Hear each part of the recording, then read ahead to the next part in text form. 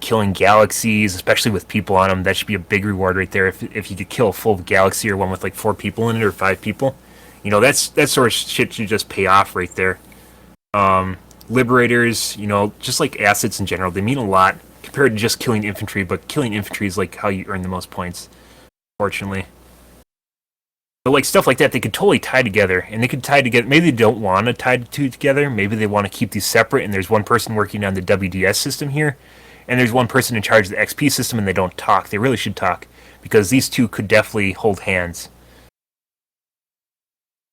Yep, KD has absolutely no meaning. The only people that I've ever seen jerk off about KD are the people that hoard up, and usually some of the competitive players were talking about it a lot.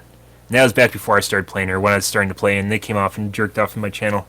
Although that's changed in a bit, and I've even heard the silly guys talking about how KD doesn't matter on the Friday night streams, so it definitely does not matter to anyone except the person who's stroking their ego. But yeah, the fourth faction, this is just a symptom. This is a symptom of a broken scoring system. You fix this.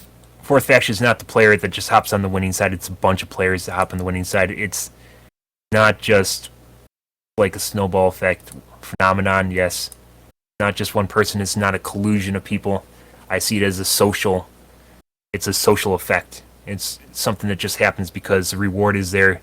There's nothing keeping people on a losing side. It perpetuates people to cause population imbalances.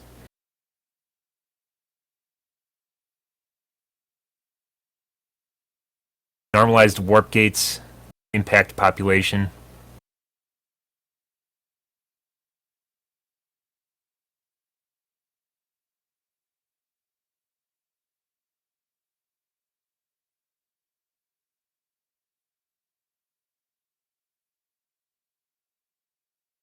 Empires that are classified as overpopulated perform very differently compared to one another, and same goes for empires that are considered underpopulated. True.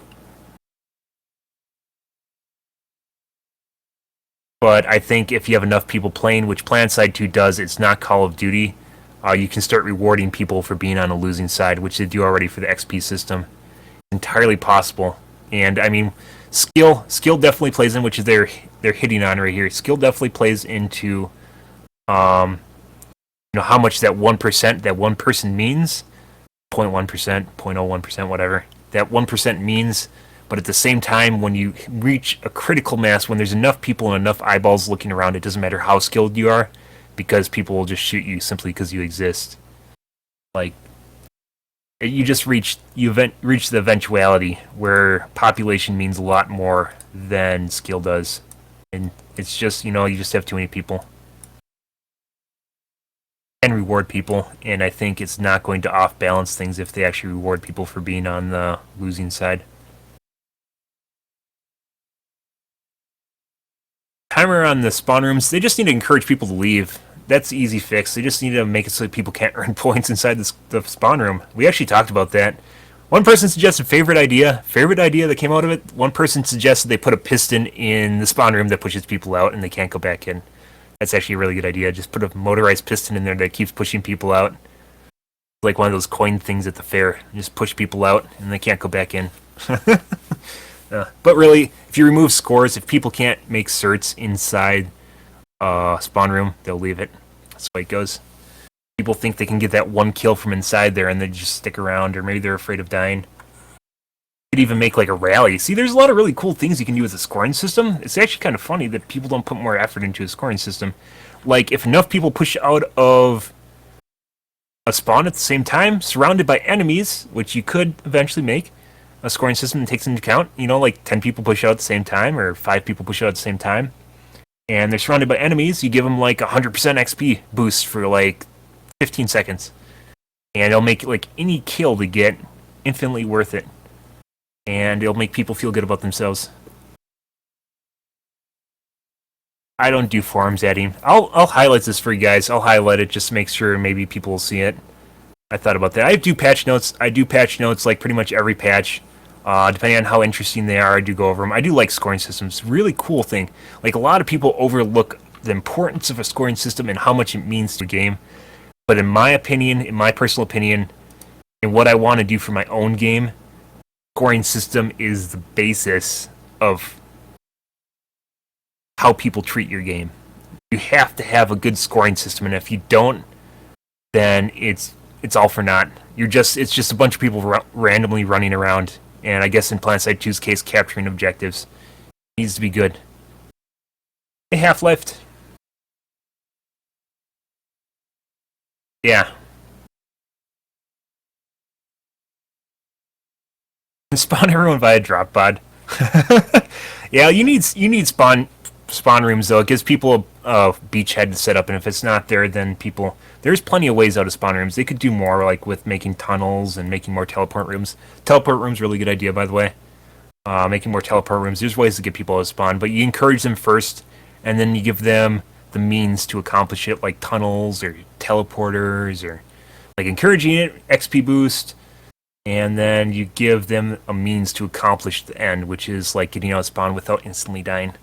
Which is sometimes impossible if they're surrounded by vehicles, but it happens. Yeah.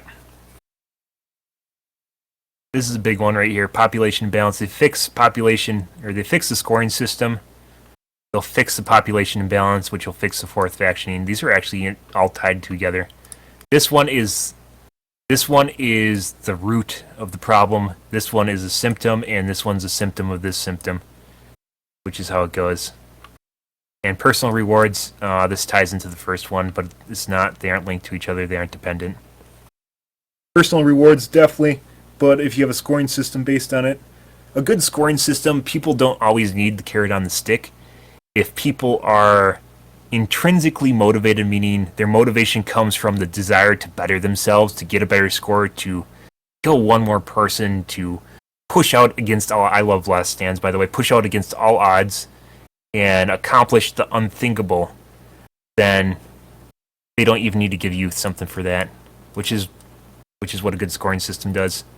But personal rewards, I guess, is for players, that don't care. I guess there's some people that are more extrinsically motivated than intrinsic. Extrinsic motivators are like money, stuff. Extrinsic motivation. This is a psychology term, by the way. You'll look it up. Pretty cool stuff. I love psychology. Intrinsic and extrinsic motivation.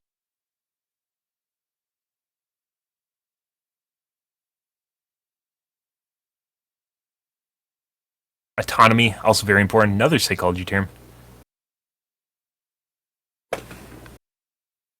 Intrinsic motivation refers to the motivation that is driven by an interest or enjoyment in the task itself, playing a game because the game is fun, and exists within the individual rather than relying on external pressures or a desire for reward, like money. Intrinsic motivation has been studied since the early 1970s. The phenomenon of intrinsic motivation was first acknowledged within experimental studies of animal behavior. In these studies, it was evident that organisms would engage in playful and curiosity-driven behaviors in the absence of a reward. So, like, you socialize with people just because you want to, you join chat, you talk in chat because you enjoy it. You enjoy being around people, you enjoy talking with people. That stuff, it's not usually, there's no motivation behind it besides you just feel good about, being around people. You can also be around people for money. That's the next extrinsic motivator. Intrinsic motivation is a natural motivational tendency and is a critical element in cognitive, social, and physical development, learning especially. Students who are intrinsically motivated are more likely to engage in a task willingly, as well as work to improve their skills, which will increase their capabilities. Students are likely to be intrinsically motivated if they attribute their educational results to factors under their own control, also known as autonomy, another psychology term. Believe they have the skills to be effective agents in reaching their desired goals. Self-efficacy, also a very important term in motivational psychology. Are interested in mastering a topic, so becoming the best that you can be, not just you're extrinsically motivated at work. That's the same way it is for most people, Pat. Are interested in topic. I love this. I'm sorry if I'm boring you guys, but this stuff is great. This isn't just like textbook bullshit. This actually exists in real life. This is how we work. This is how people operate around one another, how they deal with life, how they deal with going to work every day, dealing with activities, capturing points in PlanetSide 2. Extrinsic motivation refers to the performance of an activity. So this is the other one. There's actually subcategories of intrinsic and extrinsic motivation. I don't have them, and that's in my actual notes from class that I'd have to dig up. Extrinsic motivation refers to the performance of an activity in order to attain an outcome. So posers would fit here, which we talked about the other night, tryhards. Whether or not that activity is also intrinsically motivated. So money fits here, trying to get the outcome rather than actually getting there.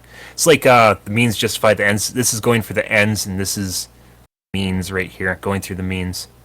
Extrinsic motivation comes from outside the individual. Common extrinsic motivations are rewards, for example, money or grades for showing the desired behavior, and threat of punishment following misbehavior. So that's also part of it.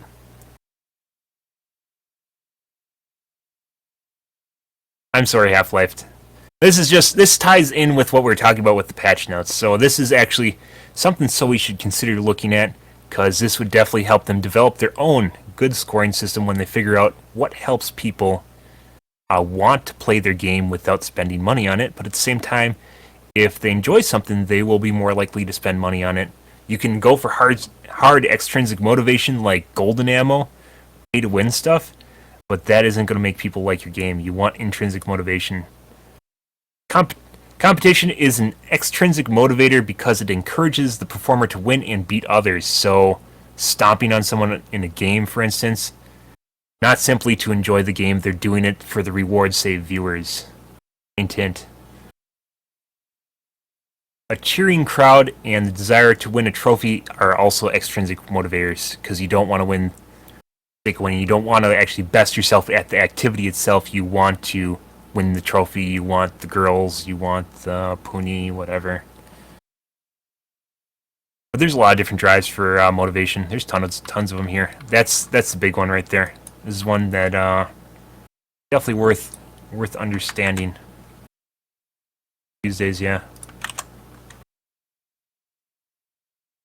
it's actually fun. It depends on who's telling you about it. And, like, I think learning can be fun if it actually relates to real life and you actually have a meaningful example like this. We're actually applying this right now. Applied psychology is actually a big area too. We're actually applying this right now to the scoring system in WDS.